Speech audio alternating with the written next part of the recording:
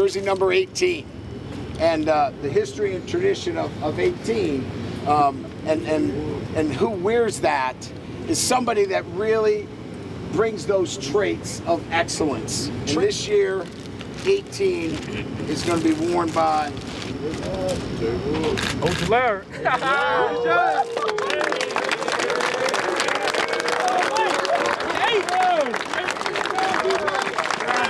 I really appreciate all y'all, all my teammates, training staff, coaches, media personnel. Just being able to wear 18 and leave my legacy at LSU is the biggest thing. So go compete this season.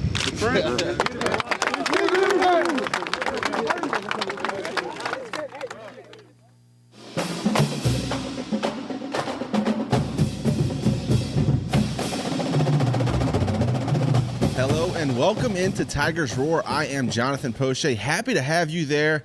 It's heating up in South Louisiana. I'm not just talking about the weather. It is time for football. LSU, Southern, the Saints, and high school all getting in gear, ready for the 2022 season. I want to bring in my co-host, the Budman, Buddy Songy. Great to see you as always, Budman. Folks, hope everybody doing well this summer. 18 for B.J. Ojulari, 7 for Keyshawn Butte.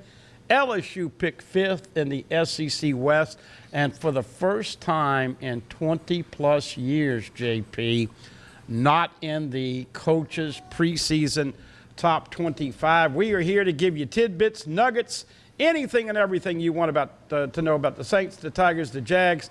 Going to be a special season, and as always, we are appreciative of all of you who will be following us with us, radio, internet, TV, Facebook, and good to be back over here at Old School Barbecue on a Wednesday afternoon. Lots of excitement, of course, a lot of unknowns heading into this football season, a year unlike any other in recent memory. LSU, Southern, and the Saints all have new head coaches heading into the season, all in camp right now, and their coaches are certainly implementing their structure systems with these teams. Saints down in Metairie, I was able to attend practice last week. Got to see Michael Thomas, the Honey Badger, Jameis Winston, Alvin Kamara, the whole group. I know you and Mike Scarborough have caught a bunch of LSU practices. You'll have tidbits on LSU Tigers on Tiger Bait. That's TigerBait.com's YouTube page, so go check that out. Lots of tidbits. We're going to have a lot for you here on Tigers Roar. Certainly appreciate you tuning in to us. Before we go any further, reminding you guys, check us out on YouTube, youtube.com/Pelican Broadcasting. A great way to keep up with everything we do here at the Pelican. While you're at the page, go ahead and hit that like button. It helps us with the algorithm, and it'll certainly keep you in tune with everything we let go here at the Pelican. Once again, Buddy Songy and I from 10655 Coursey Boulevard, Old School Barbecue. The hottest smokehouse in Baton Rouge, no pun intended. Come get some great barbecue, some great drinks. Amy's behind the bar, ready to serve you up something nice. It's great people, great atmosphere. Come check it out. Old School Barbecue, 10655 Coursey Boulevard. But, man, start with some LSU football. A question I've been getting a lot. Who's going to be that starting quarterback? I know there's some weeks to go here in the leading up to September 3rd against Florida State, but a good problem to have when you have four accomplished quality quarterbacks that you think would be able to win some games in the SEC, all in the same room for LSU. Coach Brian Kelly was able to keep all four through the spring, and nobody's transferred as of yet, Bud, man. And tonight, Ricky Collins, of course, the outstanding quarterback from Woodlawn High School, makes his verbal commitment known. 7 o'clock over at Mason's. I know it's going to be packed, and all signs point to him signing up with the Tigers. Look, we talked about it last time we were on, JP. You got to be a juggler if you're going to keep 4 quarterbacks in the same room. Yep. And Brian Kelly, obviously, Joe Sloan, the quarterback coach, Mike Denbrock, the offensive coordinator, who you will hear from later on in this show. They have done a good job of keeping everybody involved. Here's the skinny on what Denbrock and Kelly want. Obviously, the first thing with your quarterback, ball security. You don't want to have a guy turning it over, getting hit, fumbling it, or throwing picks. So ball security, getting the ball to the playmakers. Obviously, run-pass option. We've seen them call plays with a quarterback that can hurt you with his feet and his arm. And we are having more access. Tomorrow we get to watch the whole practice. Next week we get to see a whole scrimmage. This is uncharted territory for 20-plus years, so we'll get a better ID in a couple of years, a couple of weeks. Yeah. But right now, Jaden Daniels is a guy that has more experience than anybody. He started 29 times. I know it's the Pac-12, Yep. and the defense at the Pac-12 is appreciably different. than the SEC, but they like his experience and they like his ability to hurt teams with the run. Garrett Nussmeier's had a heck of a spring, and he's carried that over to fall practices. Miles Brennan, everybody pulling for Brennan. Yep. Brennan is the guy that people want to see get a chance. He's going to have to make some plays in scrimmages. And, of course, Walker Howard, very, very good-looking freshman quarterback. But, JP, as you know, this is a $1 million business or a $100 million business for Brian Kelly. Yep. And as we know, you cannot put the ball in the hands of a kid that's not played one snap on the college level. In fact, we got a fan who's a little upset that Walker Howard didn't get any reps with the ones and twos in the spring game. But she's excited about the Jags. Eric Dooley, we welcome him to town and wish him the best. Dennis Allen, I know you had an affinity for Sean Payton. I think it's a good move. I thought Coach Payton got a little spoiled, got a little stale at the end. And then Brian Kelly, you see how meticulous, you see how organized, you see the pieces to the puzzle all make sense. Even though originally you would say, what's that mindset? This is going to be potentially a pretty good year. I'll say this, Southern, the Saints, and LSU, I think all are going to be better football teams in this next upcoming 2022 season. We have a lot more here on Tigers Roar. Of course, we have Roger Goodell wearing a clown nose here up on the set. That means we'll talk some NFL. He can't help himself, but man, can't get out of his own way. We'll talk Roger Goodell, the NFL, the Saints, and a whole lot more LSU football. We return from this break. You are watching Tigers Roar.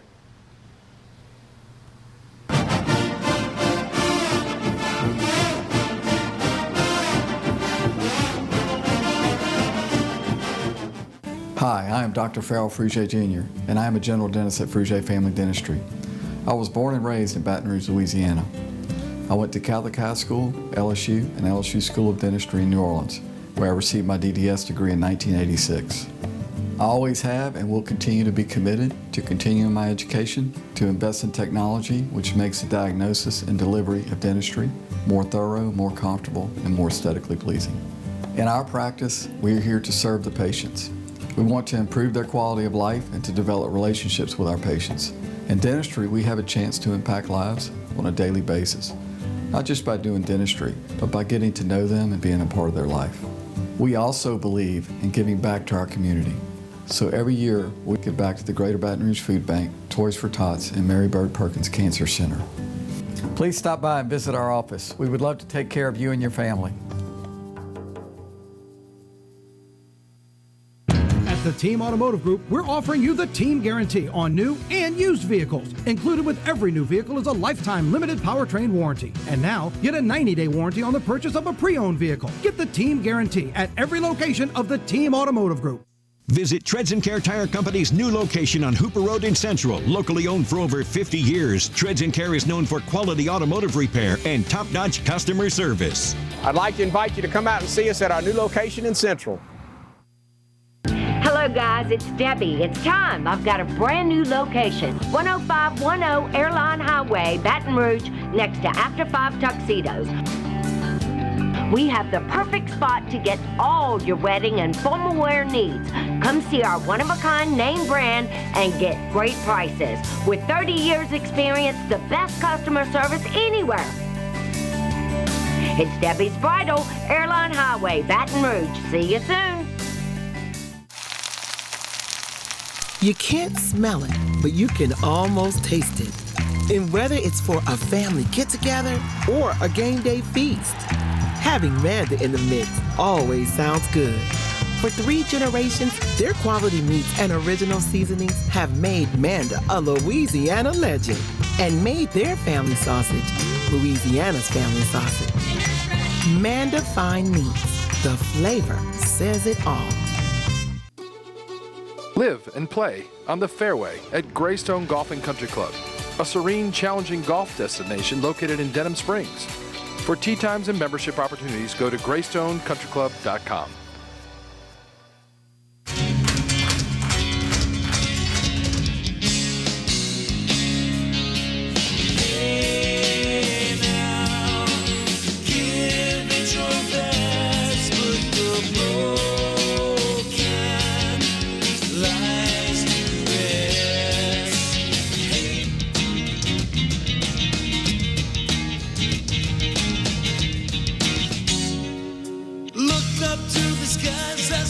desire in your eyes, but you can't keep it in your heart.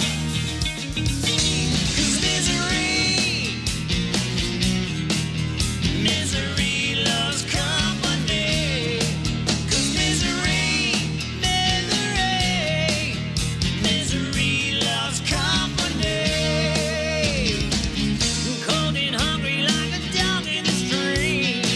I get a raw deal every one.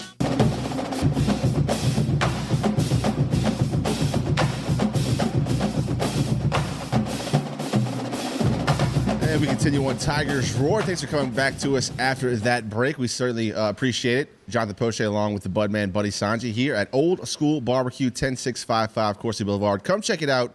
Great food, great deals on a barbecue sandwich. Can't beat it. Come check it out. Old School Barbecue, 10655 Coursey Boulevard. All right, Budman, LSU football. I know you've been to a couple practices. There's still no real depth chart on the offensive line. They're trying to find the best five, and there's still a lot of question marks. And from an outsider's perspective, it just seems like everything's kind of trending positive right now for the LSU Tigers. They get the new coach, the new staff. You do get Brad Davis back from the previous staff, but that was the only turnover. Everything else is brand new. You get a new quarterback transfer, new running back transfer. The front four defense pretty much set, but there's a lot of question marks, but man. So we're going to go through the whole gambit right now here on Tigers Roar. We'll start with the offense. You mentioned a little bit about the quarterbacks, and you think Jaden Daniels and Nussmeier are the first 1 and 2 right now as it stands in camp. Miles Brennan also a lot of experience. A lot of minutes in practice time for LSU, so there's going to be some fans that are calling for him to start just for that sentimental value. But let's start with the quarterbacks. What do you think that this new coaching staff is going to look to as what they decide? What's their deciding factor for this quarterback competition? Well, of course, we all know that when you have four, it is hard to get everybody reps with the ones. And so we'll go from four back up to the top. Walker Howard wasn't happy with the end of spring. He didn't get many reps with the ones and twos in the spring game. You could understand him naturally being unhappy. But that's what it takes when you're a true freshman coming to a place like LSU. It's been made known by him and his daddy. They probably want a red shirt. And unless something happens crazy with the transfer portal or injuries, he's going to red shirt. Miles Brennan, one of the things that we talked about with Miles Brennan, he has started 3 games. LSU, unfortunately, was 1 and 2. He had the gaudy stats, but they weren't able to finish. Not being able to get the ball in from the half-yard line against Missouri is a testimony that, you got to be able to make plays in the red zone. And him not being able to use his feet, I think, is a negative. But we know he throws a great deep ball, pocket presence, and being able to make a few plays with his feet. We will see. He's got a scrimmage coming up, 2 scrimmages in the next couple of weeks. Interesting to see what he gets there. Garrett Nussmeier has a guy that has come along, but as we have known, pretty much a gunslinger. Now, he did redshirt because he didn't want to play in the bowl game and keep his year. He's a redshirt freshman. Brennan, a 6-year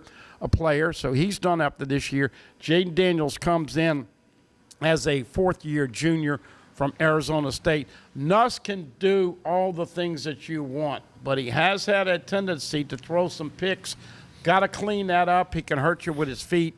By the way, Jaden Daniels needed to work on his footwork, needed to work on his intermediate passing, and obviously this guy runs 21 miles an hour. So if you see number 5 lining up against Florida State, trust me, you're going to see him with some run-pass option, him keeping the football.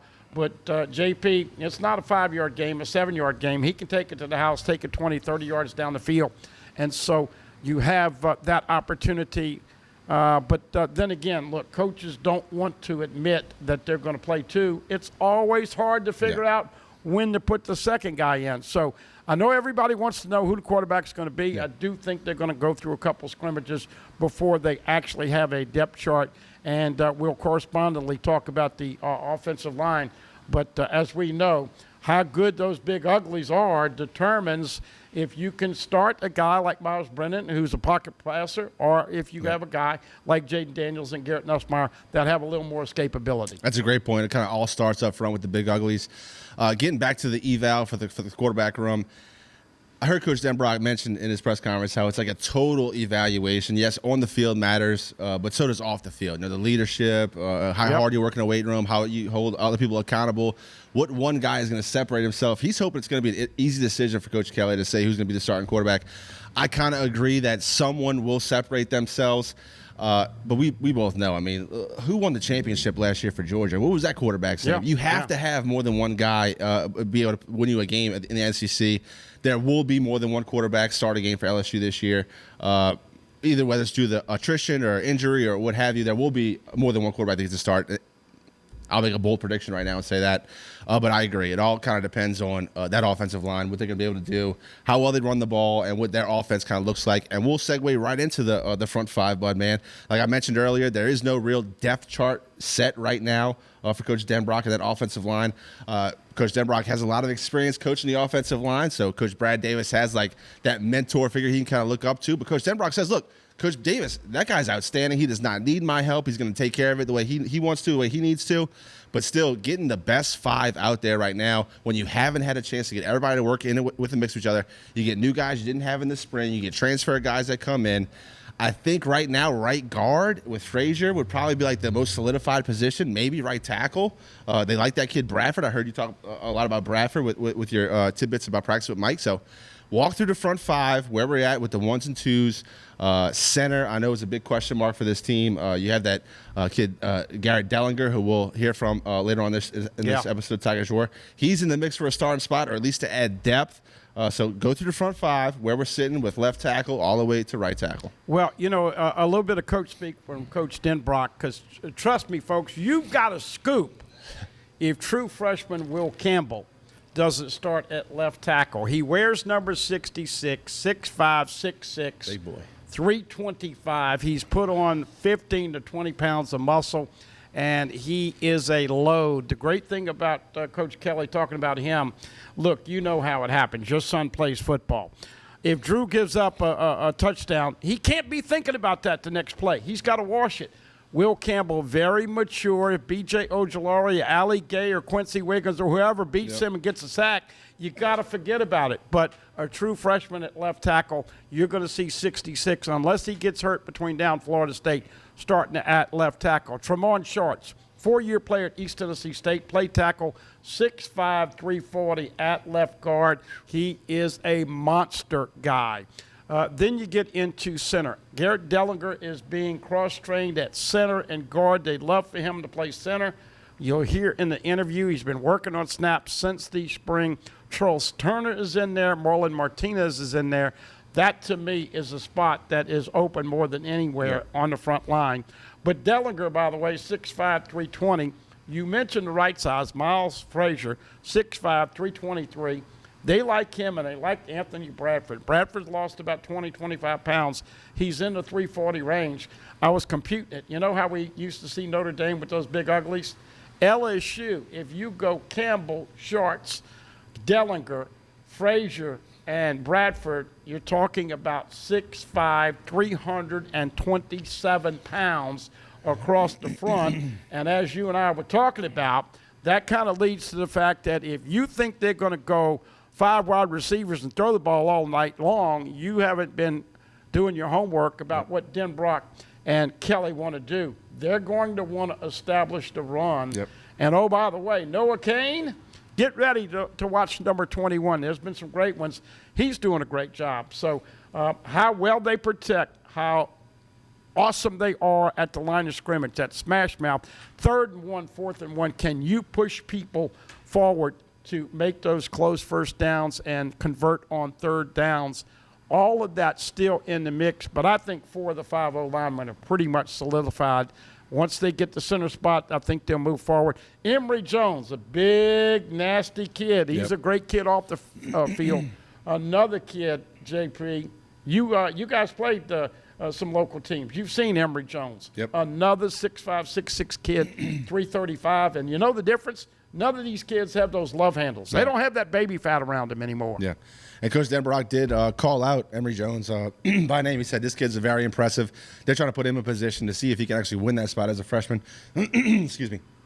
But, yeah, Moving on to the skill positions, we kind of know what's in the wide receiver room, but let's get to the running backs. You mentioned Kane. Of course, you have Emery coming back, and then you had a running back that was excused from the team. So talk about the running backs, what their role is expected to be in this Denbrock offense, whether it's pass protect, catching the ball at the backfield, short yards, what have you. All of that. And LSU has historically, as of late, enjoyed running back by committee. Most of us thought that John Emery would take the first snaps with the start of fall camp, but Noah Kane has come in. He was injured at the end of his Penn State career, and he looks good. 5'11", 226, not an ounce of fat on him. You know, you see a guy and he's just doing everything confidently. He's running, he's catching. We haven't seen the physicality of having to block and pick up the blitz. But we watch him catching the footballs. Look, you got to do all that. Yep. Not just run the football. You got to block. Yep. You got to pick up the blitz. You got to catch out the backfield. And you have to know what your responsibilities are. So Noah Kane right now, 1, John Emery 1A. Armani Goodwin. You know, you hate to call a kid a poor man's CEH, Clyde Edwards-Helaire, but very similar style to Clyde Edwards-Helaire. Now, it took Clyde Edwards-Helaire 3 years before the light came on for him, and he got a chance to show what he could do. But number 22, Armani Goodwin's a little bit of a jitterbug, 5'8", 5'9", 5'10" type of 200-pound back. And then Josh Williams, the guy that, reliable, number 27, he comes in. So you got 4 running backs, and they will all probably see time from time to time. They like that running back by committee. But right now, I want to see John Emery take it to the house. I want to see John Emery play with more consistency. But it wouldn't shock me to see Noah Kane and Emery splitting reps in that first game. We know the wide receiver room is stacked, led by that sensational sophomore Jack Besh. So we won't talk about wide receivers right now. I'm going to skip over it right now and talk about tight ends, a position that Coach Denbrock really believes that it's going to be up to that group, how well they can develop themselves and their game and really fit themselves into what this offense is trying to accomplish. Coach Denbrock did seem kind of optimistic about some of the guys that are in that room, and some of them have special talent that can elevate this offense to a new level. But it's something we have not seen out of LSU since for at least a couple of years. And the passing to the tight end is really a staple of a Denbrock and Kelly offense. So it's going to be interesting to see how that position group develops. Nick Storrs is the former baseball player, big kid, 6'6", 265, wears number 85. He's going to be in there a bunch. Mason Taylor. You know how these women love the skinny jeans? Well, I love the jeans that Mason Taylor puts on because his daddy was Jason Taylor, a great pro with the Miami Dolphins. So how about those jeans? He's going to be in the mix, number 86. He will play a lot. Of course, Cole Taylor is the junior now.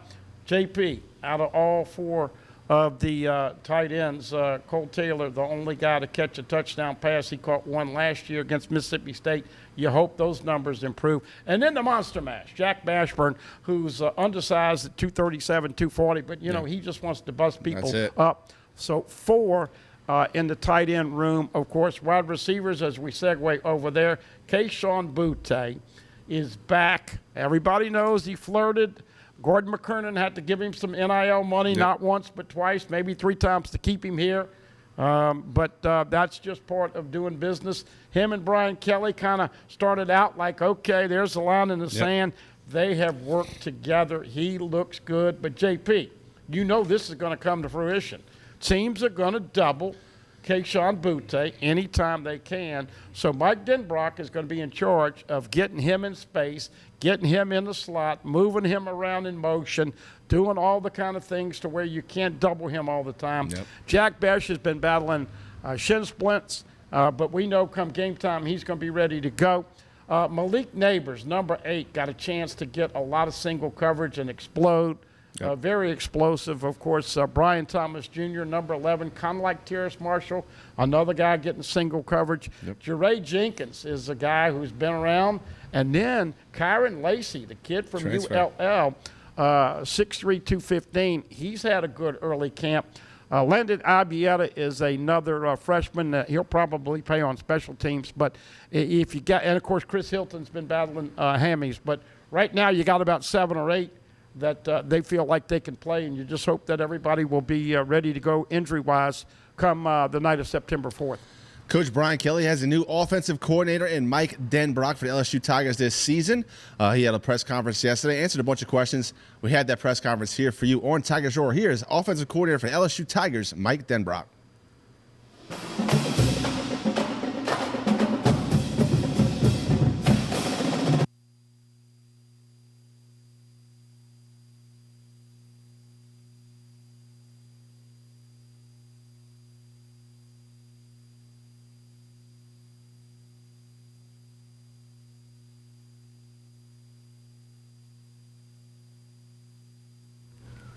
Yeah, we certainly appreciate you tuning in for us, Tigers Roar. That was some technical difficulty. We certainly apologize for that. We'll continue the conversation about LSU football and Coach Mike Denbrock, the offensive coordinator for Coach Brian Kelly's team. He had a press conference yesterday, talked about a lot of things, including that quarterback competition, the overall evaluation of being a leader on and off the field, a guy that was going to really be able to grasp all the adjustments to the line, the audibles, all of that kind of comes into play when you're trying to pick a quarterback to start your season. And look, they know better than anybody. They have a game on September 3rd. They have to have a quarterback number one to start that game, try to win some football games. They're aware of the challenge. Having 4 guys that can win a football game in the same room at SEC, that's a good problem to have. So we'll continue to see if we can throw it to Mike Denbrock right here on Tigers Roar. Here is take number 2. Here's offense coordinator Mike Denbrock. Are making really, really good progress. And I was really happy, especially today, with kind of the stride that we made with our consistency. And that's really the battle at this time of year, only 5 practices in. There aren't a whole lot of answers yet, but you can see things starting to kind of take shape a little bit as to the positive direction that this group as a unit is going. We continue to coach and demand their maximum effort at all times on the football field, and for the most part, they've given us that. I think it's a learned skill. I don't think you inherently are just always a football player that knows how to play hard or the type of grit that it takes to be successful at what you're doing. Sometimes you have to be shown and taught and continue as a skill that gets developed over time. And we've gotten better and better at that, but we need to continue to build that. And really it comes down to what we're trying to build with our unit as much as anything is the trust, love, and respect amongst each other in that locker room. And what that leads to is a cohesion that's unbreakable. And we want to be unbreakable as an offensive unit. We want to be resilient when times are tough, and we want to be resilient when times are good, so that we can kind of next play mentality ourselves into being the type of offense that we want to be. So there's positive things going on. It's too early to give you a whole lot of answers, although I know you're going to ask for them, and that's your job, and that's cool. But the reality of the situation is things are trending really well. I'm proud of the effort that the kids are giving every day, and I think we continue to make progress towards getting ready for Game 1. So with that, I'll answer your questions if I can. Hey, Coach, Jacques Doucet, WAFB-TV here in Baton Rouge. What are your thoughts on throwing the ball to the running backs as receivers, and what do you think of Amory and Kane and some of those guys? Yeah, I mean, they are going to be a big piece of what we do. Tight ends, if we can make sure that we continue their development, and the running backs in particular, are just going to make everybody around them better if they become a viable option in the passing game. The more options that we have, the more threats that we have, and particularly with the wide receiver group that we have, I think we're all feeling pretty good about the depth that's in that room and how explosive those guys are. People are going to do things to try to take those guys out of the game. And when they do, that's going to lead some opportunities to some other guys, whether that be a back or a tight end or whoever that happens to be, and we got to get people ready to make those plays. Hi, Coach. Leah Van from The Advocate. When you're looking at this quarterback competition, what criteria does that starting quarterback have to meet in your eyes? Yeah, I mean, I think, number one, we want someone who can run the system of offense that we're putting in. And it's an adjustable system. So it doesn't, and that doesn't mean, hey, well, I remember where Coach came from, so that must mean this guy's got a leg up. It doesn't mean that. What it means more is what's in place for our offensive unit with the skill players that we have, and who we have offensively playing to the strengths of that unit. So whoever really commands that the best, and really who kind of takes ownership of the offense. We're looking for those guys to compete with each other, of course. But we're also looking for those guys to kind of somebody step out in front, somebody take the reins of this thing and really kind of be that guy that everybody looks to, that upholds the standard of playing quarterback at LSU. And so those things in particular, yeah, of course, we don't want somebody who throws interceptions or fumbles the ball around or doesn't know how to check protections. But more than anything, I think the strength of the unit a lot of times, and especially we're a very quarterback-driven system, that guy's got to have command of what we're doing out there. Brody Miller with The Athletic. Just to bounce off that, I guess, what is your do you have a main no-no with quarterbacks, or your main kind of thing that's an issue for you when you're evaluating them? Turnovers. Got to take care of the ball, and it starts there, right? And we all, this is, I'm not saying anything that everybody in this room doesn't already know, but the most valuable asset you have offensively is the possession of the ball. And you can't give those away. You got to be steadfast and make sure that doesn't happen. So that's number one for sure. Coach Michael Cowell from WBRZ here in Baton Rouge. The offensive line, I guess, give me your assessment of where it's at. Do you feel like now you have some quality depth and you're comfortable with who you have running with the ones and twos? Comfortable with who's running with the ones and twos. It's in flux. I guess we're still, I think, in the identification phase of who are the best five guys actually going to be. Right now there's some moving around, some moving parts here and there. We've got a couple guys, obviously, that we didn't have in the spring that need to be evaluated, whether that's a young guy or a veteran that's been here that's kind of back in the fray. We've got to get a feel for how they fit with the other pieces of the puzzle up there. Who's the guards, who's the tackles, who's the center, quite frankly, and just dig through that some more. So, 5 practices into it, I don't know that we're ready to kind of solidify everything we want to have solidified there, but within the next week or so, we'll be a lot closer.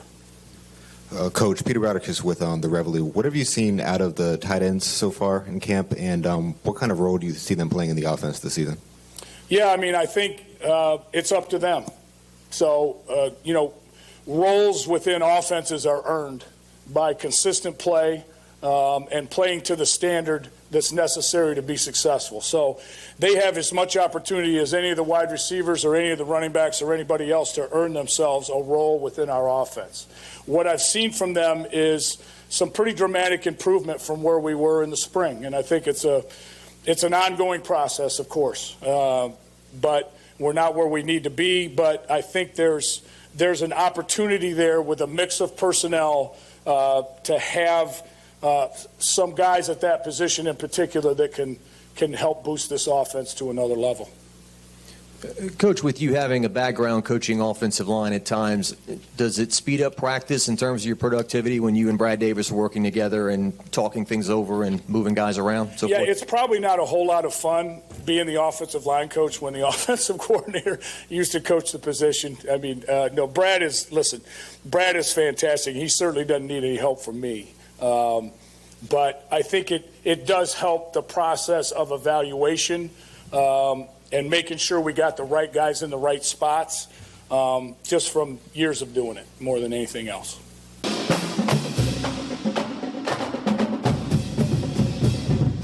We continue on Tigers Roar. That was offensive coordinator Mike Denbrock. Bud, man, I was impressed with the press conference. I thought he was very articulate, was able to communicate his message very clearly. Him and Coach Kelly obviously on the same page, along with Brad Davis and Coach Sloan. This offense is going to shape up and going to be scarier than a lot of people think. Well, I think LSU is going to start the season probably being a little stronger on defense. As we talked about, it's going to take a little while for the offensive line to gel. Look, wide receivers, a couple things that we've been asking for, and no disrespect to the previous OC, but he would not throw the ball to the backs out the backfield. They're going to utilize the swing pass. They are going to throw it to the backs out of the backfield. They're going to have the bubble, the jailbreak, all the stuff that everybody's been asking for. But it's interesting. Brian Kelly, one of his early press conferences here, he made a joke, and a lot of the media didn't catch it, but he says, look, on the good play calls, I called him. On the bad play calls, Coach Denbrock called him.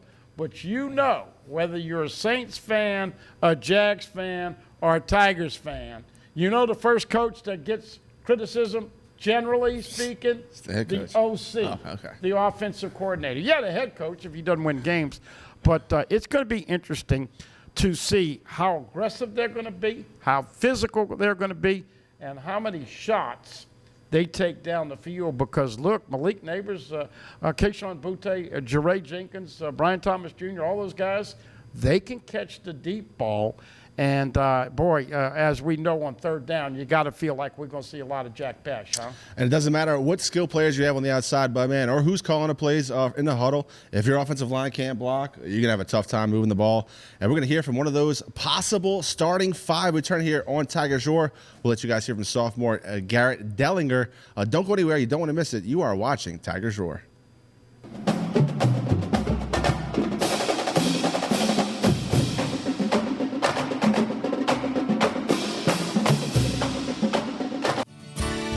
Creel Tree Service is a licensed and insured tree service providing tree and stump removal, topping, trimming, cabling, pruning, and fertilizing. We have free stump removal with takedowns, free estimates, affordable rates, and senior citizens discounts. Call 774-TREE. That's 774-8733. Get your yard ready for the warmer weather. If it deals with a tree, call me, Creel Tree Service, 774-8733. That's 774-TREE. Hi, I'm Hurricane Betsy Barnes. And I'm Dr. Kay Siller with The Rocket Right Show. We are two busy blondes on the go showing off life in Louisiana. Watch us on Pelican Sports Network. And Talk 107.3 FM. Check local listings for times. Tremonti's has meat. Tremonti's has seafood. Tremonti's has much more. Tailgating and home gating platters. Huge wine and liquor selection. Beer and all the spices you need. Chairman Reserve and Wagyu meats. Ribeye rolls, shrimp rolls, kebabs. 20 flavors of sausage for the grill. Daily lunch specials and game processing. On-site catering also available. Good meat ain't cheap and cheap meat ain't good. Visit Tremonti's.com. The Mazda CX-50. Confident on- and off-road performance and intelligently designed utility inside and out. The all-new Mazda CX-50 has arrived and is on sale right now at Team Mazda on Airline. Caught spiders.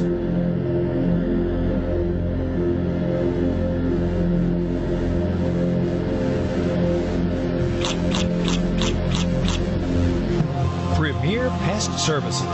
Treads & Care Tire Company announces its new location on Hooper Road in Central. Locally owned for 50 years, Treads & Care is known for quality automotive repair with top-notch customer service. Treads & Care offers the convenience of shuttle service and pickup and delivery of your vehicle. You can also enjoy the comfortable customer area, complete with workstations, high-speed internet, and a complimentary coffee bar. I'd like to invite you to come out and see us at our new location in Central.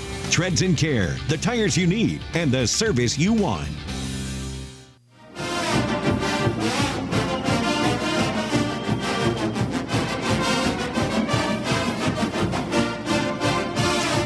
And we continue here on Tigers Roar. I am Jonathan Poche, joined by the Bud Man, Buddy Songy, at Old School Barbecue, 10655 Coursey Boulevard.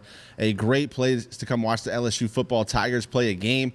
Great food, great drinks. Try out the Boss Hog pulled pork sandwich for lunch. It's a great special. 2 sides and a drink, under $8.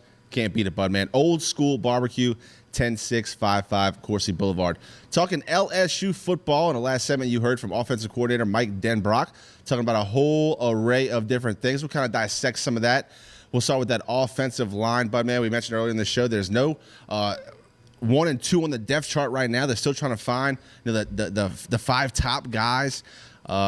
Really, it was a tall task, a tough ask for Brad Davis to come in.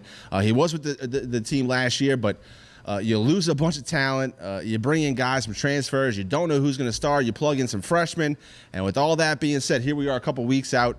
September 4 is when LSU plays Florida State in New Orleans. Excuse me, earlier I said September 3rd, but it is Sunday, September 4, down in the Mercedes-Benz Superdome.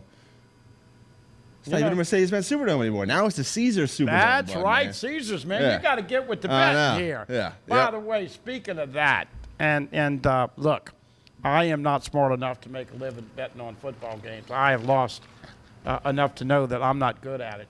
But damn, doesn't it seem out of whack that LSU's only a 2.5-point favorite against Florida State in the Superdome, the Caesars Superdome, with the home crowd? Florida State was 5-7 last year. I think a lot of people are sleeping on LSU. I also think Brian Kelly and a lot of his insiders are trying to tell the national media, hey, we got a long way to go. They're kind of downplaying it. But it all starts with the offensive line and Garrett Dellinger. If he gets look, you can say that there's no starters. That's coach speak. Yeah. Will Campbell's your guy at left tackle. Yep. He's backed up by Marcus Dumerville, who played right tackle last year. Tremont Sharts is the left guard. Emory Jones can play backup left guard along with Xavier Hill. Right now, Dellinger, Charles Turner, Marlon Martinez vying for the center spot.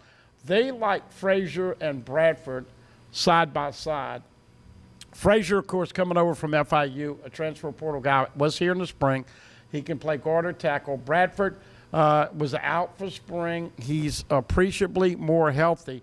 As I said earlier, 6'5.5", 6'6", 327. A lot of meat. But can you do the things that you have to do? Yep. Can you protect the football? Can you open up lanes on the run lanes? Can you give your quarterback time? And obviously, those short yardage situations. LSU last year, folks, 37% conversion on third down. The opponent converted 40% on third down. So you want to get a little bit better there. And obviously, as you know, JP, we always talk about this before the year. What are you going to do in the red zone?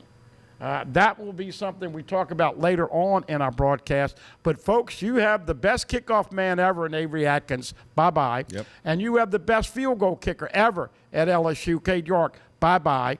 Fourth-round pick of the Cleveland Browns doesn't happen often with a kicker. Yep. Cade York, 15 of 18 last year, didn't miss a PAT. Avery Atkins, best kickoff man ever. Got to replace those. But this is going to be fun to see if they are aggressive or if they play straight up vanilla. And a lot of it will be contingent upon who your quarterback is and what you can do dependent on those big uglies. Well, Garrett Dellinger was a guy who was forced into some playing time last season when guys went down the offensive line. The offensive line last year for the LSU Tigers was atrocious. Could not protect the quarterback. Max Johnson running for his life most of the game. Look, it was a bad deal all the way around for the offensive line last season. Brad Davis is asked to return. The only coach that was asked to return from Coach O's staff last year comes back. Now he's working under Coach Kelly and Coach Denbrock. They think Garrett Dellinger has a chance to at least add depth, if not start. You mentioned the cross-train him for the guard and the center position. It kind of reminds me of a guy that Sean Payton would have liked to draft back in the day or have on the team. Guy can play multiple positions across the offensive line. We'll let you guys hear from the man himself. Here's sophomore from Michigan, Garrett Dellinger.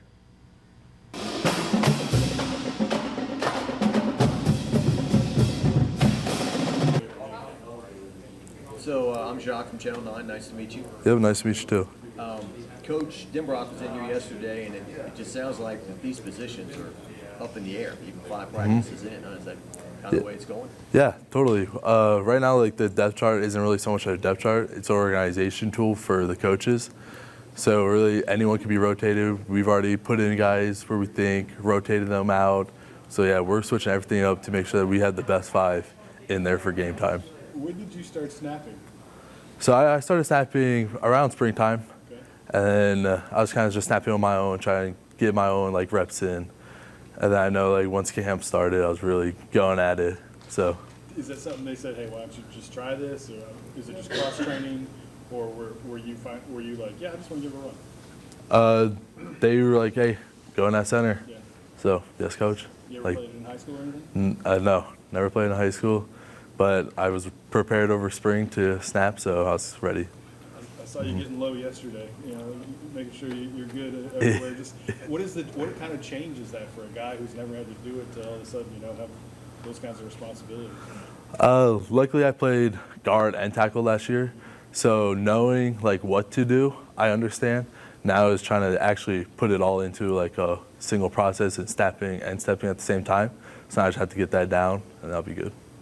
Is it drastically different? Is it mildly different? What do you I'd say it's mildly different. It's just something. It's almost shooting like a free throw in basketball. You just have to repeat it and just do it over and over again. So. You were at left tackle for the A&M game? Yes, I was. So, like that last drive to win the game, was that kind of like one of your first big moments? Yeah, that was a game to remember for sure.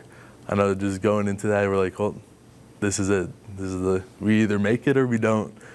And we all just, as a O-line, I know we all just bunkered down and said, let's do it. So many freshmen already working their way in. I guess just tell us a little bit about Emory. He's a guy whose name has come up a couple of times. Obviously, Will has a lot of expectations there. Just what do you see in those two guys? Yeah, no, they've exceeded expectations. They're doing a great job. I know Emory just came in, and then so what he's already been showing us has been like outstanding. I mean, you can just see that he'll be a player for us. So, and then Will's being Will right now. He's doing great things on and off the field. So yeah. Did he just kind of come with it? I mean, obviously you can get better every day, right? Oh yeah. But did he kind of have some of that innate stuff that? Yeah, I mean, they both have the mindset to do it. You have to want to do it. And both of them put in the work, put in the effort outside of the O-line room. So, yeah. Jim Brock yesterday was joking that it's rough to have the OC be an O-line coach. Mm-hmm. Because now you got like basically two coaches. Yeah. Him and Brad, and how they're working together, meshing together, and how much coaching you guys are now getting because of that. Yeah. So usually it's pretty good. Every once in a while, they'll be like say one thing and be like, oh, no, we got this thing. It's kind of funny, but either they work perfectly together, and then they understand each other, and we understand. So we got that connection, so there's no like super confusion out there. So yeah, it's good. What's a Will off the field story? A Will off the field? That you can tell. I could say, So I'm from Michigan, so I know his accent is a lot different. And even to some of the guys that are here, he's got a very different accent. So I know we make fun of him for that a lot. Just kind of joke around about that. So. A little country up in North Louisiana? Oh, yeah. That is kind of part of his personality, right? He's just kind of had this all shucks, he doesn't realize how good he is, almost, or stays humble. Yeah, no, he definitely stays humble, and that's like, so everyone loves him for it. And he does, you can't hate on him because everything he does, he's worked for. And so that's why we love it. This position group is in flux, even according to Jim Brock, right? And last year it wasn't necessarily the best. How much better do you feel like you guys are improving through the course of last year and now to where you are right now? Kind of getting ready to be the best version of you that you can be. Yeah. No, I think all of us are really understanding the defense. So we understand the offense, but now we're understanding the defense positioning, what it means, what it could alert to. We understand all that. So then our coach always says you need to anticipate. If you're not anticipating, you'll fail. So we're always anticipating what could happen. So we're always ready for any outcome. Do you feel like you made a lot of strides from middle of last year to now? Mm-hmm. Oh yeah, because I know last year, when you get tired, you put your head down, and we cut that out. We're now, even if you're tired, you have to see we got to see the defense. You got to see what they're lined up, because they literally are telling you where they're going. So that's something we've been learning and really understanding. So it's really just kind of growing up in the position, right? Yeah, totally. Yeah, it's definitely growing up. I mean, when you come from high school, everything's just D-line goes straight forward, linebackers go straight forward. So, oh yeah, totally. And the conditioning too, coaches talked about we are not going to have dead legs for that first game. And dead legs, I think, the big guys like you in the trenches, right? Yeah. So how do you guys feel that the summer went and where you're at right now? So summer went really good. I know our training went really good. The conditioning Coach Flynn put us through was exactly what we needed. And I know every time we've needed to do something, we've always been ready. And it just has been a great thing just for our bodies. I know we've had a lot more healthier guys. Not as much soft tissue injuries. So it's been looking really good.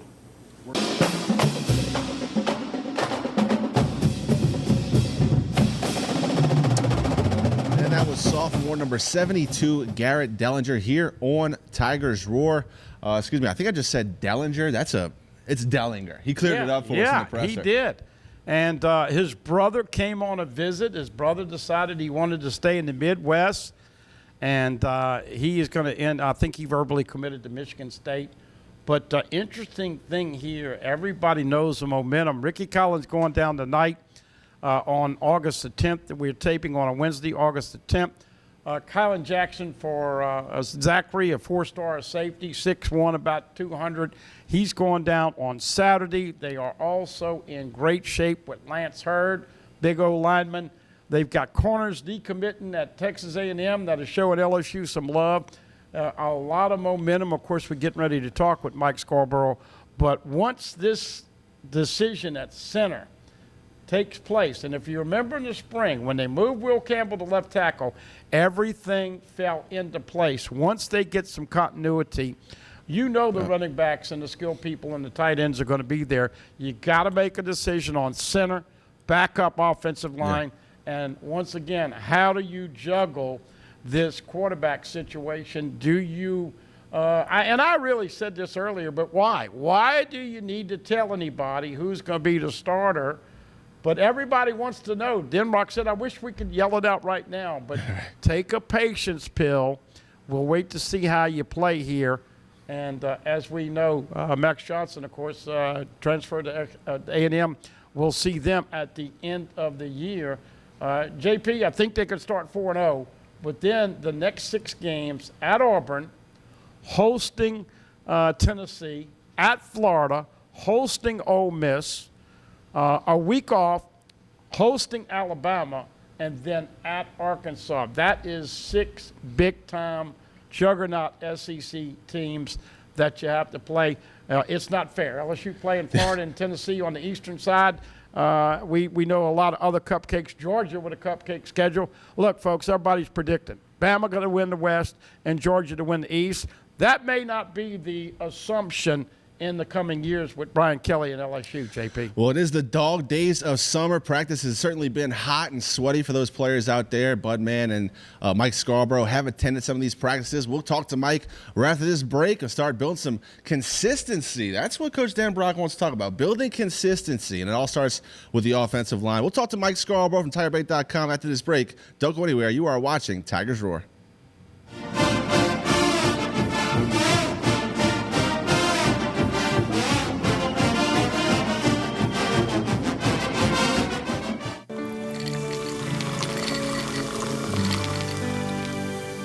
No one can stop me when I taste the feeling.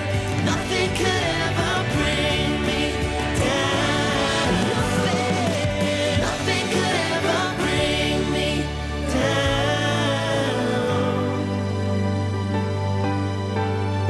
down. Taste the feeling. The Post on Church Point Road in Gonzales would like to invite everyone to their newly renovated events hall, a beautiful 9,600 square foot facility that features a 5,500 square foot main hall and a separate 600 square foot conference room. Renters have access to our huge kitchen, large stage, tables, chairs, bar, and covered outdoor cooking. So plan your next wedding, party, conference, and more at The Post on Church Point Road, Gonzales. Hello guys, it's Debbie. It's time. I've got a brand new location. 10510 Airline Highway, Baton Rouge, next to After 5 Tuxedos. We have the perfect spot to get all your wedding and formal wear needs. Come see our one-of-a-kind name brand and get great prices. With 30 years experience, the best customer service anywhere. It's Debbie's Bridal, Airline Highway, Baton Rouge. See you soon. Hi gang, Clarence Buggs here, inviting you to come by Old School Barbecue, 10655 Coursey Boulevard, where we tape the show live every Tuesday, Wednesday, and Thursday at 11 o'clock. Come by and feast on news, sports, current events, love of God and country, and lots of common sense, along with some of the best barbecue anywhere on the planet. 10655 Coursey Boulevard, Old School Barbecue, home of the Clarence Buggs Show. Bolello's Furniture and Appliances, your dependable independent. Depend on us for service, for selection, for price. Get huge Whirlpool savings. Shop now and save on Whirlpool appliances throughout the store. Plus, experience our price match guarantee and ask about special financing. You can depend on the know-how of people who live appliances every day. Bolello's Furniture and Appliances. Your dependable independent with nationwide buying power. Live and play on the fairway at Greystone Golf and Country Club, a serene, challenging golf destination located in Denham Springs. For tee times and membership opportunities, go to greystonecountryclub.com. At the Team Automotive Group, we're offering you the Team Guarantee on new and used vehicles. Included with every new vehicle is a lifetime limited powertrain warranty. And now, get a 90-day warranty on the purchase of a pre-owned vehicle. Get the Team Guarantee at every location of the Team Automotive Group.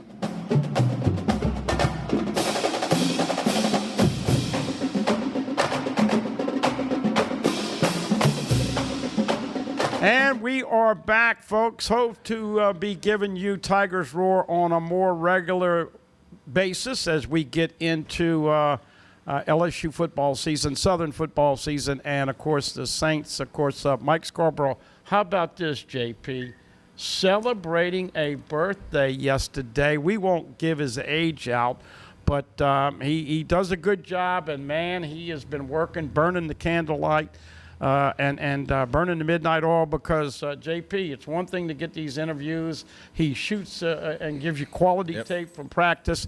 Obviously, does a great job with Recruiting Scoop. And once again, Mike, we welcome you to the TV version of Tigers Roar as we talk about 2022, this LSU football team, season, new coaches.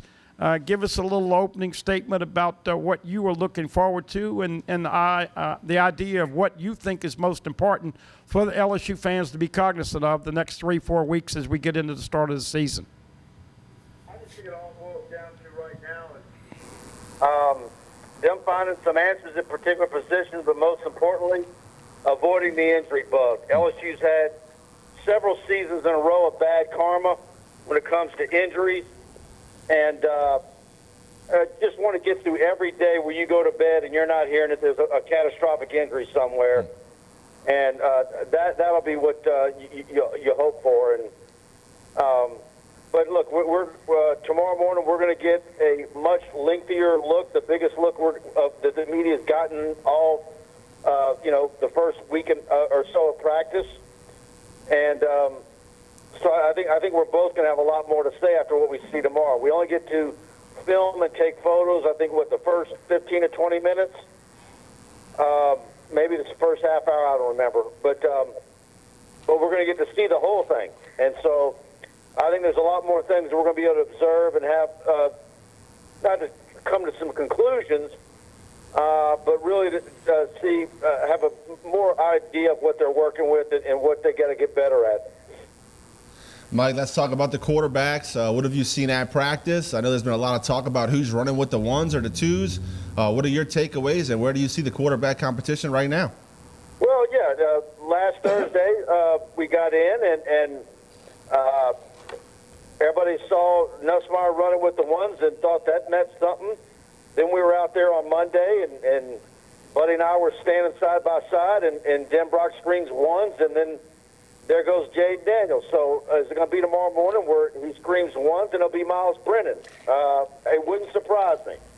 But I think probably this time next week, things are going to start to get very different, and they're going to start narrowing it down and starting to come up with a guy that they think is their number one. And Mike and JP and I all want to stress to people that we understand it is the $64 million question that Tiger fans have been talking about for 30 days, really since the spring. Be cognizant of a couple things. Miles Brennan is his 6th year, and we know that he's got the big arm. We know that he can go vertical with the deep ball. Jaden Daniels came in 3 days before spring ball. People had an early impression of him. Need to work on your footwork. Got to throw it better. Got to get the ball into the hands of the wide receivers and the difference makers. But he looks totally different. And, oh, by the way, guess who asked him about his weight? Mike Scarborough said, man, are you going to get heavier? Mike, I hadn't asked you this on or off the field. Can you tell that he's picked up 12 to 15 pounds of upper body? I looked at him closely the other day next to the quarterbacks. They've got him listed at 200. let's give him props for getting in the weight room and doing all the things that as a young kid you got to eat and you got to lift to get bigger. And I think we all know, JP, in the SEC, 185, you're going to take a beating, man. Yeah. Yeah, look, in bodybuilding, you tape arms, you tape calves, and I don't know if they do something like that in the football program, but it's obvious to me that his legs are bigger. They absolutely look bigger to me. So is that 12 pounds, 16 pounds? I don't know, but he has put on weight. But, JP, we don't really care who the starting quarterback is, although there is a big fan group that wants to see Miles Brennan. And, Mike, you and I both said it. Walker Howard's going to compete like every play means the most to him. But the legitimacy of him getting a shot to play as a starter this year is minimal at the start. Now, if there's a transfer or an injury or whatever, he could play later on. But I know, Mike, you watched Walker the other day, and all those rave reviews of Walker Howard, him being a 5-star, that's not just a number, folks. There's a reason that Eli Holstein and Arch Manning didn't sniff LSU, and it's because of Walker Howard and his future at LSU. Agreed, Mike? Absolutely. If you forget how good Walker Howard is, all you got to do is go on YouTube and type in St. Thomas More versus Neville, because Neville has a great TV network, and they live stream it. You can go back and watch that game. STM had no business beating Neville up in Monroe last season with what all the missing pieces they were, but they did, and they did because of Walker Howard alone. And so, but look, he's now 195. I don't think it's going to be long before he's 205. And if it gets to Walker Howard at some point in the season, that means you've had either a big injury and someone who just couldn't get it done, and he's got thrown in the action. Well, we know that happened to his father, and he had to play early, and you don't want that to happen. So, but I think the future is extremely bright with him. JP, everybody knows I have a hard head, and Scarborough told me a month ago, they're going to flip Ricky Collins. Now, I did not necessarily think he was going to stay with Purdue. And Mike told me as soon as he decommits, man, everybody in the country is going to come after him. Mike said Joe Sloan has put in the work. They feel like they're going to flip him. And, of course, Mike, the official announcement tonight, you'll be over there live. Tell people how they can watch on Tiger Bait and what you think Ricky Collins brings to the table as a potential future LSU quarterback. Yeah, LSU Tigers on Tiger Bait. We're going to be live streaming his commitment announcement. We'll also have interviews with him afterwards. Great feature with Marcus Randall that will also run, talking about how great of a prospect he is. And of course, Marcus Randall, former LSU quarterback, early 2000s, and his head coach at Woodlawn High School. But he's just a heck of an athlete. A lot of people have seen him dunking a basketball on Twitter. He's a baseball player. He's a track athlete, basketball, football. He's at a 5A school. And the first time I saw him 2 years ago, I talked to each one of the coaches of those sports, and every one of them said he was the best player on their particular roster, and that was after his 9th grade year. Wow. And, JP, speaking of the best, I'll never forget when Mike went to the Calicut camp last year, and one Shelton Sampson ran 4.35 or 4.36, 6'4". I want to believe he's going to get to 200. I don't know what he will play out at Calicut, but Mike, this is a big commitment, and LSU had to beat off Texas A&M, Alabama, and everybody. Just talk about how important that was to land a 5-star and a local kid. With Saban getting Marcus Spears and obviously Michael Clayton. Now you got to get the great talent in Baton Rouge and surrounding areas. And Brian Kelly and his staff, Mike, they're making it cool to come to LSU again. And incredible, JP, chemistry between the local players. I mean, they're all going. There'll be a bunch of players seeing Ricky Collins, a bunch of players seeing Colin Jackson, his announcement on Saturday. Mike, but this was a big one for Shelton Sampson last Saturday. Absolutely. A must-get top receiver in the state, a kid that everybody in the country wanted, big body, 6'4" to 6'5", right at 200 pounds. I know a lot of people listen at 195. I think he was a few pounds over 200 back in June at camp when I asked him how much he weighed. So when he matures and he's like a 21-year-old, I think the sky's the limit for him. And so, and I'm real anxious to see his senior season at Catholic High with Beal at quarterback. You know, one of the things that I've always kind of scrutinized him a little bit about is when is he going to have one of these games where he's unstoppable in a breakout year? And who was the wide receiver for Texas that ate up LSU in the Cotton Bowl? I don't know. I just remember that Cotton Bowl. Williams that had like. Oh, yeah. Roy Williams. I'm sorry, yeah. Yeah, Michael Williams. Clayton. I think it was Mike Williams. Mike Williams. Okay, no, I don't know, but I know this. Michael Clayton got called in to play defense. He was tearing them up so bad. Yeah, I want to see Shelton Sampson have a game like that or two this season. Yeah. And so, and he should do that with his ability and capability and the surrounding cast he's got at Catholic High. I like to see that. But big picture, you mentioned Kylan Jackson. You know, him on Saturday going down. So when you start looking at the list and who had committable offers in the Baton Rouge area, and really the amazing number of kids in the 23 class from the Baton Rouge area, LSU has absolutely held down the fort. And I'm not going to count Eli Holstein and Jay Nosberry because there was extenuating circumstances with both of those. But overall, LSU's been a slam dunk in the Baton Rouge area with keeping kids home. Yeah. Mike, want to switch over to special teams real quick. Coach Polling's going to be in charge of that group this year. We've seen him do some things with the special teams in his career previous. Blocked a few punts at Notre Dame. What do you expect out of that group? Return men, replacing Cade York, replacing Atkins for the kickoff. How are they going to replace those guys, and how's that group looking so far during practice?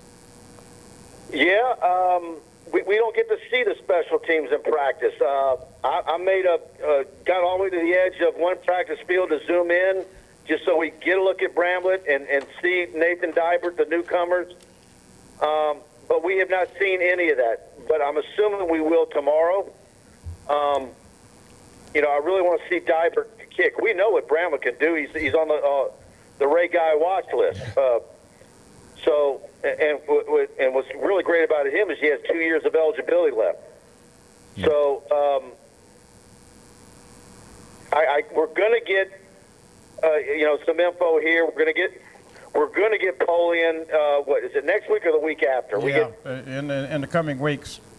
Yeah. So, I'm real anxious to hear about who the punt returner is going to be and who the kick returners are going to be. Malik Neighbors, Chris Hilton, obviously Jack Besh has the ball security and can catch the punt.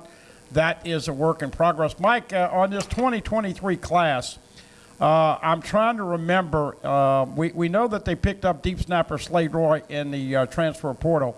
We know that Jay Bramlett is going to be a holder. Even though he's a punter, he's going to be a holder on PATs and field goals. But does LSU have any specialist punters or place kickers signed up, or is that going to be a year-to-year thing after they wait to see what they have moving forward as the punter and the kicker moving forward? You know, that's a good question because every time they've taken a punter or a kicker in a class, it usually happens by August. And the fact that Bramlett has 2 years left, Dybert's a freshman, you know, I don't know what they're going to do about replacing Avery Atkins, but you know, maybe they wait for the portal on that, or maybe that's going to be one that comes a little later because Polian's gotten a late start and he needs see some guys have some senior footage. Yeah, Mike, we haven't talked a lot about defense on this episode of Tigers Roar, but Coach House is going to change it over to the 3-4 and it kind of frees up some outside linebackers, the guys like BJ Ojolari and Ali Gaeta. Do some different things. What have you seen out of that group at practice and how that 3-4 is shaping up with the guys they're returning in the middle with Roy and Guillory and Mason Smith and all those guys? Well, Ojolari talked about him being standing up a whole lot and that he's going to be dropping back off the line. And he was asked about, are they going to be have to cover some? And he said, no, not really, very little. And so And he says he's going to be on the field all 3 downs. So I don't know what that, what are the different packages and scenarios that they're going to have. Are there some where they go real heavy up front? Are there some where they go with a bunch of, edge rusher types on 3rd down and bring in Savion Jones and have him and Ali Gay and Mason or Jaquelin Roy and Ojolari all up front at the same time? You've got some guys there that can get up and really cause some problems, and that are really tall. And once they get their hands up in the air, you better have some arch on your ball. That's something that I wonder what Kelly realizes. I mean, look at some of the arm spans of these guys that LSU's got up front now. I mean, LSU. I don't know that there's a category, but batted balls, LSU ought to lead the country in that this season. Yeah, when Ali Gay was healthy a couple years ago, he was batting down a lot of balls. B.J. Ojolari, folks, to me is the most important guy on defense. You need to have 18 on your roster the whole year. Oh, by the way, Jaquelin Roy is his money year. Oh, by the way, Mason Smith, still the only LSU player to wear 0. He looks like a man-child. Don't sleep on Makai Wingo, who comes over from Missouri. Jacoby and Gilry has lost some weight. Savion Jones, Quincy Wiggins, other guys. Mike, most people feel like depth-wise that defensive line is as good as it gets. And you got a lot of experience in the secondary, even though a lot of those guys hadn't played. Now we get to linebackers. JP and Mike, can LSU be physical at the line of scrimmage? Are they going to be physical instead of finesse? And that means Mike Jones Jr., Greg Penn III, Micah Baskerville, and a host of others. Mike, what do you think about inside linebacker play that you've seen so far? I think I'm going to have more on to see that tomorrow. I'm going to be honest with you, because of where we've been. Yeah. Maybe you've seen more than me, but I haven't seen enough of the linebackers to really talk about it. We've seen a lot of quarterbacks, and then when they went to some situation work, they were using offensive linemen on offensive linemen. So we haven't really seen the linebackers on the field with the offense yet, have we?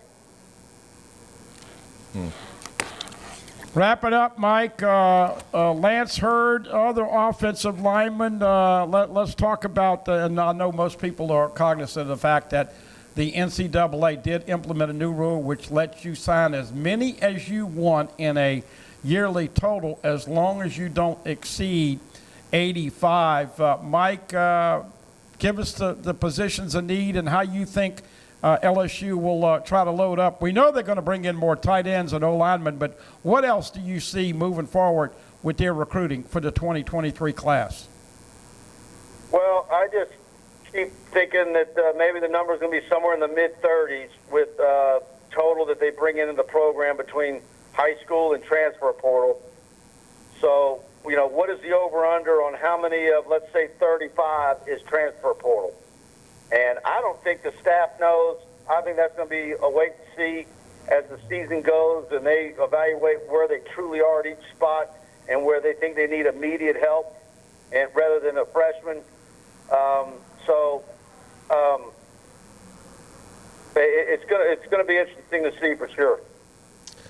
All right, Mike, with all your predictions and insight, I really would like you to tell me how Better Call Saul is going to wrap up next week, but since you can't do that, I guess we'll let you out of here. But tell everybody about TigerBait.com before we let you go.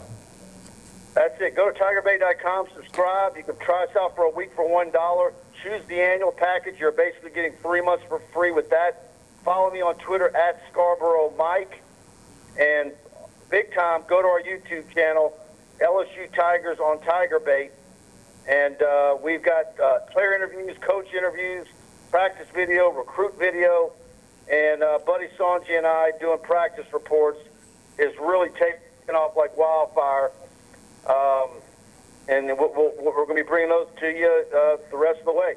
Yeah, I was sweating through my shirt the other day, JP. Can you imagine? Now, look, you've got a son out there practicing, but people don't realize you add 20, 21 pounds of equipment with this heat and humidity. Mike, we hadn't talked about Jake Flint. We'll get into the conditioning and strength and conditioning and the way the football team looks, but it's going to be a lot of fun. Keep up the great work. Yep. And JP, I have to put the sunglasses on when I'm doing reports because, me next to Scarborough, I mean, Shining star. It's tough. Of course, you have a great eye for TV, but we give them the tidbits, and everybody's excited, and of course, everybody's happy until you lose that first game, JP. Well, Mike, certainly appreciate you joining us. Look forward to talking with you soon. All right, man. Talk to y'all then. Thanks. Thank you, Mike. And he does a great job once again. Really covering a lot of the recruiting. And do you sense the momentum about – now, look, Eli Holstein's a very good quarterback. Yep. And he's going to have a chance to play at Alabama. But Mike said don't kick sand up on his beach towel because you know what? He might come back around to LSU in a couple of years. Certainly. Arch Manning, I saw a report the other day. Arch Manning has made more than any high school player in NIL. You know what it's at? $3.4 million. This was a couple of weeks ago. I don't know why McDonald's hadn't given him a lifetime deal in NIL to sign under the arches. Yeah. But and then Tackett, Curtis, and others, Matthews, they're not getting everybody, but they're doing a great job. And I do think, JP, give this coaching staff 1 or 2 more years. You're going to be excited about what this full potential LSU football will be. We'll take our last break of this episode of Tigers Roar. We'll come talk some NFL, some New Orleans Saints at the end of this break. Don't go anywhere. You are watching Tigers Roar.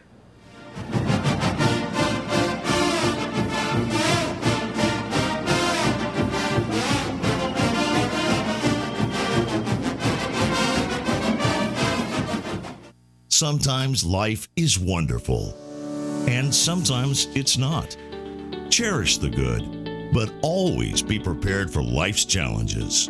At Private Healthcare, we provide the peace of mind you deserve. With Private Healthcare, you'll get the coverage you want and healthcare you need. If your employer doesn't supply healthcare coverage and you don't qualify for Medicare or Medicaid, you need to give us a call right now. Private Healthcare is private health insurance for ages 65 and under with medical, dental, vision, and even prescription coverage. When life comes at you unexpectedly, you need to be ready, and health insurance is your financial safety net. Health insurance has never been so easy and affordable. If you're looking for health coverage at the best price and your annual household income is $35,000 or more, call the number on the screen now and speak with a live healthcare consultant. Don't wait. Get the coverage you need now. Hello, guys. It's Debbie. It's time. I've got a brand new location. 10510 Airline Highway, Baton Rouge, next to After 5 Tuxedos. We have the perfect spot to get all your wedding and formal wear needs. Come see our one-of-a-kind name brand and get great prices. With 30 years experience, the best customer service anywhere. It's Debbie's Bridal, Airline Highway, Baton Rouge. See you soon. Visit Treads & Care Tire Company's new location on Hooper Road in Central. Locally owned for over 50 years, Treads & Care is known for quality automotive repair and top-notch customer service. I'd like to invite you to come out and see us at our new location in Central. They said I could find you here. Why are you fishing? Our company's got to ship out 2 full color brochures and 20 color copies.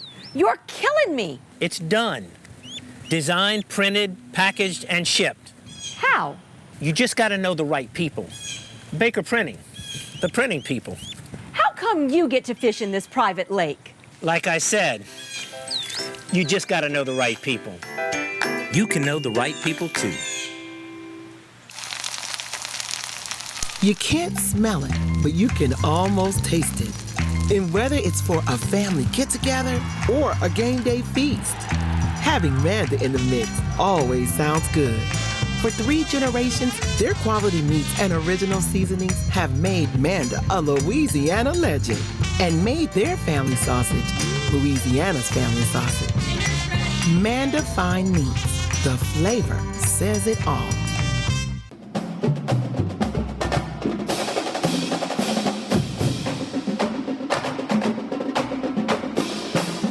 right, here to wrap up this edition of Tigers Roar, it's time to talk some NFL football, some New Orleans Saints to be more specific.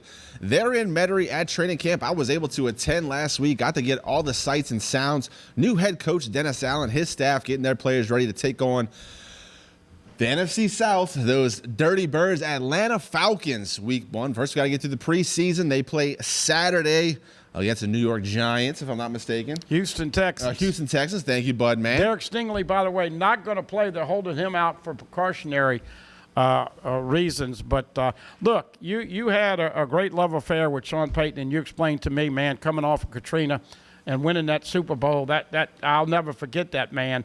But I like the change with Dennis Allen. He's a great defensive coordinator. But I guess the big question for the Saints fans is, A, is Jameis Winston going to be consistent, stay healthy? B, do they have some depth at quarterback? Yeah. And C, how cool is this going to be to see Jarvis Juice Landry supplementing, along with Chris Olave, Mike Thomas finally getting back? It's been a long haul for Mike Thomas.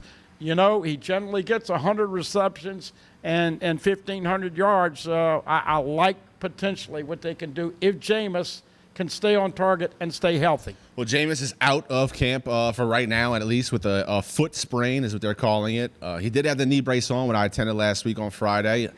Did move around decently, did wobble a little bit, moved out the pocket, delivered some passes on time and accurately. Hit Michael Thomas twice in the practice I saw for touchdowns against Paulson Adebo, who's having an absolutely outstanding camp. But let me tell you, Bud, man, you asked about the quarterback depth. Andy Dalton, the backup quarterback for the Saints, a longtime starter for the Cincinnati Bengals. He comes over. He's a backup now for Jameis Winston. He looked great in practice. Yeah. He was putting the ball on the money. He's in touch with the coordinators, and he's communicating to the players what he wants, what he expects from the wide receivers. A veteran, proven leader in this league. Andy Dalton, a great pickup for the Saints in the offseason. You mentioned Chris Olave. He had a great touchdown catch over at Chauncey Gardner-Johnson today at camp. Gardner-Johnson's also trying to get a new contract, so he's been kind of limited in training camp. Got to sign that guy to an extension, give him whatever money he wants. Chauncey Gardner-Johnson, in my opinion, the future of the Saints defense. Love the way that guy attacks each and every game. The attitude he brings. Got to keep number 22 on the Saints.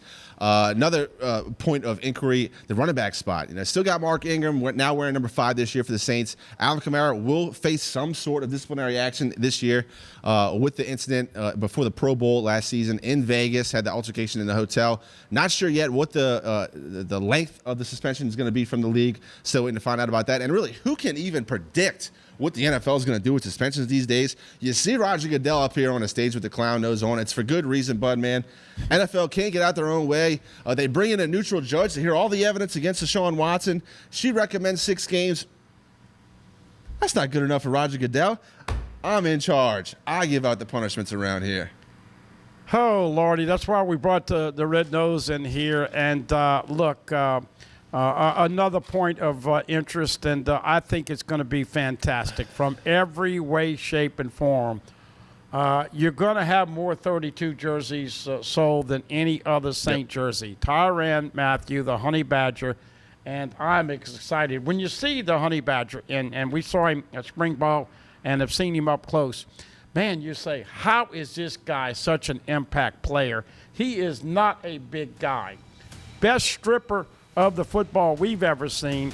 There you see Demario Davis. There you see, obviously, a one-handed catch or two. But, man, I can't wait to see what the secondary looks like with the Honey Badger back there. Yeah, they pick up the rookie from Tennessee, Alante Taylor. Dennis like Allen, him. really big on him. He's had a good camp.